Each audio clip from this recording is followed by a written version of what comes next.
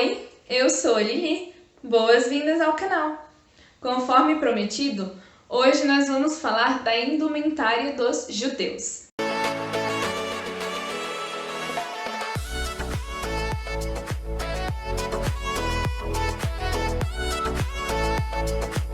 Antes de mais nada, você precisa saber que o termo judeu originalmente falava sobre os filhos de Judá, que por sua vez era filho de Jacó, que era um dos eleitos de Deus. Aí, um pouquinho mais tarde, judeu era todo nascido na cidade da Judéia. Então, todo mundo que nasceu na cidade da Judéia era chamado de judeu.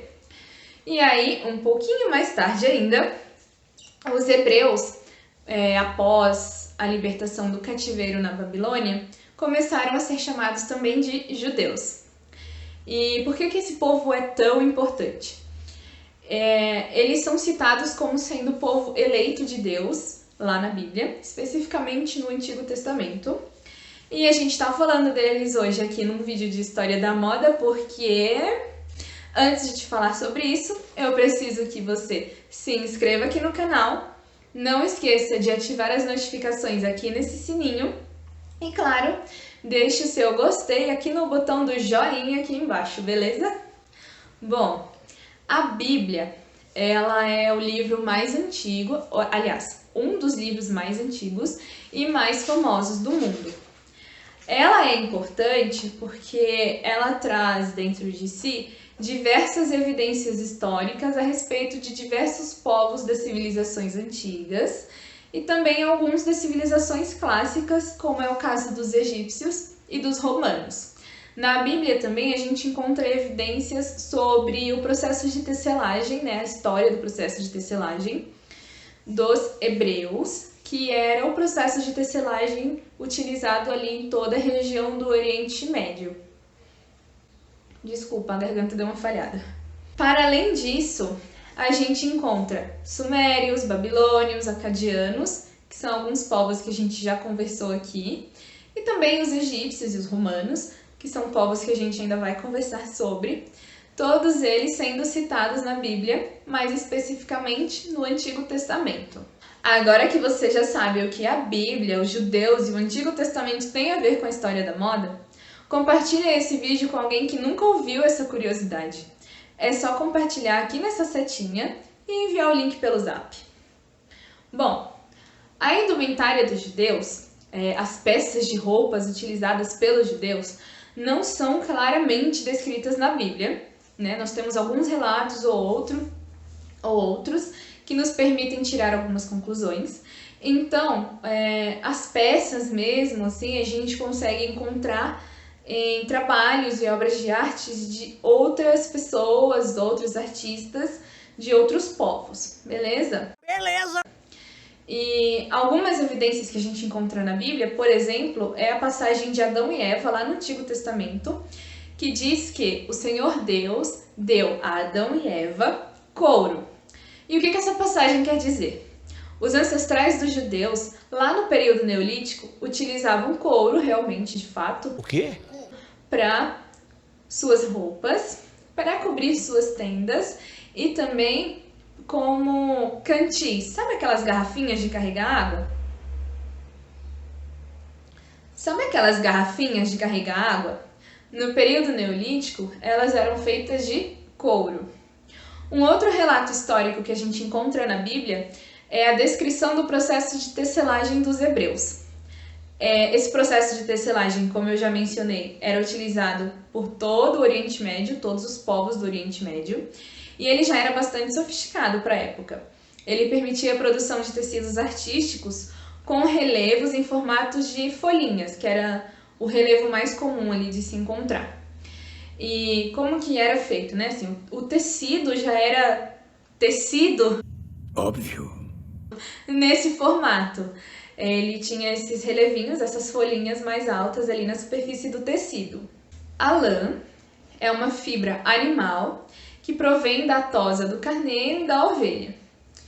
Os judeus faziam essa tosa em uma celebração de um ritual religioso E depois que essa lã era tosada, ela precisava ser fiada para poder se tornar um tecido.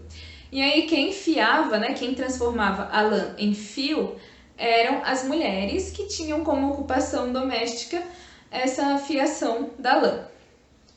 Os tecidos mais utilizados pelos judeus eram essa lã proveniente dessa tosa na celebração e tudo mais, e o linho que era importado do Egito.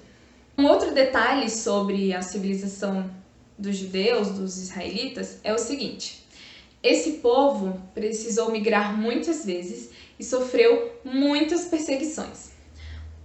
Tudo isso fez com que eles não conseguissem enriquecer. Lembra que no outro vídeo de história da moda eu falei para vocês que houve uma grande expansão marítima que levou a uma grande expansão comercial, e aí a gente assistiu ao acúmulo de riquezas, né, sendo feito por algumas civilizações, e esse acúmulo de riquezas fez mudar o padrão de vida, e aí a gente viu nascer o luxo e a suntuosidade na moda como uma demonstração de poder. Os israelitas não conseguiram acessar esse luxo e essa suntuosidade porque eles simplesmente não conseguiam se estabelecer, porque tinham que ficar migrando e mudando, fugindo das perseguições que sofriam. Um fato assim que comprova isso é que roupas luxuosas só foram utilizadas pelos israelitas durante a dominação egípcia. No fim da monarquia, os príncipes da Palestina utilizavam as roupas faraônicas. Tipo, as roupas já luxuosas da civilização egípcia, né? Não eram nem as roupas luxuosas da sua própria civilização que os príncipes da Palestina utilizavam. Bem difícil essa realidade. Na terceira era do bronze, a tanga, que era uma peça muito utilizada pelos judeus e por diversos outros povos, foi substituída por uma túnica de linho. Essa túnica era volumosa, um pouco distante do corpo, e ela tinha um comprimento que podia chegar até a panturrilha ou até o tornozelo. Ela possuía sua bainha bordada e era utilizada junto com um chale que chegava assim até a altura da saia, mais ou menos, e era preso em um dos ombros. Esse chale era feito em um tecido com um relevo que parecia xadrez. E ele podia ser liso ou ele podia ser bordado em vermelho.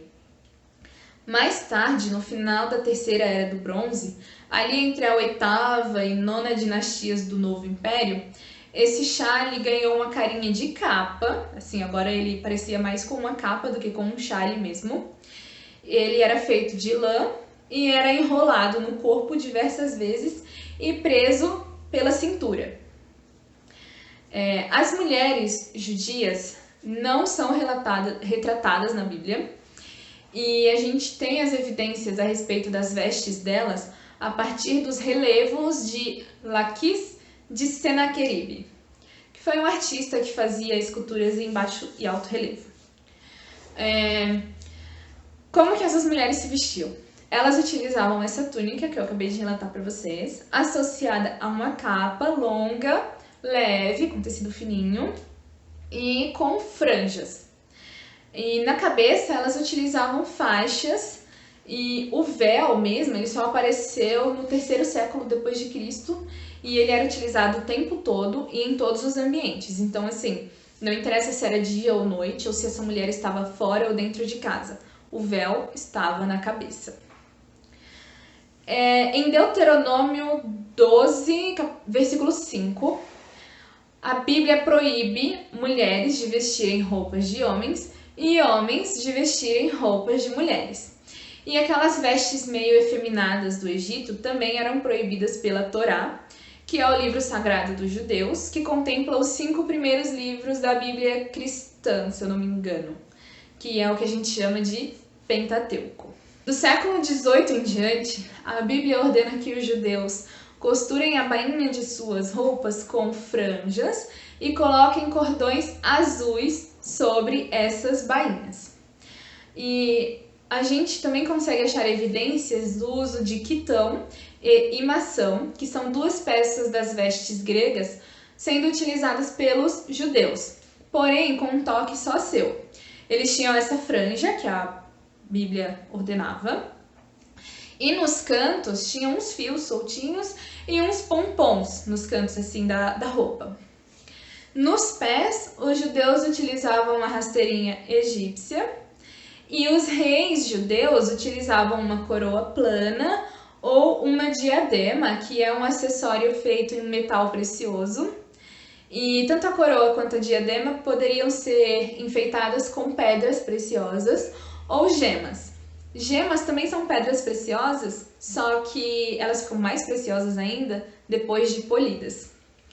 Os reis judeus também utilizavam capas com bordados e gemas. O livro do Êxodo, no capítulo 18, traz alguns detalhes da veste sacerdotal, né, da veste dos sacerdotes que faziam as cerimônias religiosas.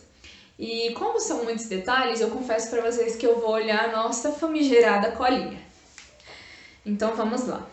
As vestes sacerdotais descritas em Êxodo, no capítulo 18, são uma túnica de linho, um turbante de tecido de linho, uma toga azul adornada com pequenos sinos e pequenos pompons em formas de romã, uma couraça presa aos ombros por alças e presa à cintura por um cinto, e no peitoral tinha uma peça retangular pendurada assim no pescoço, com 12 gemas representando as 12 tribos de Israel. E o turbante que eu mencionei para vocês, né, de tecido de linho, podia ser ou um turbante ou uma mitra na cabeça. E esse turbante ou essa mitra eram adornados com uma peça em ouro, onde estava gravada a seguinte frase: Santidade ao Senhor.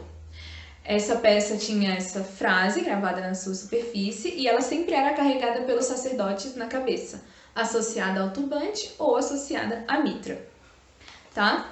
Este foi o vídeo de hoje. Eu aposto que você não fazia ideia dessa ligação entre judeus, Bíblia, Antigo Testamento e história da moda. E como eu sei que eu te surpreendi, não esquece de se inscrever aqui no canal, ativar as notificações no sininho, me dar o seu gostei aqui no botão do joinha e, claro, estar aqui comigo no próximo vídeo. Eu te vejo no próximo vídeo. Tchau, tchau! As roupas já luxuosas da civilização egípcia, né? Não eram nem as roupas luxuosas da sua própria civilização que os príncipes da Palestina utilizavam. Bem difícil essa realidade.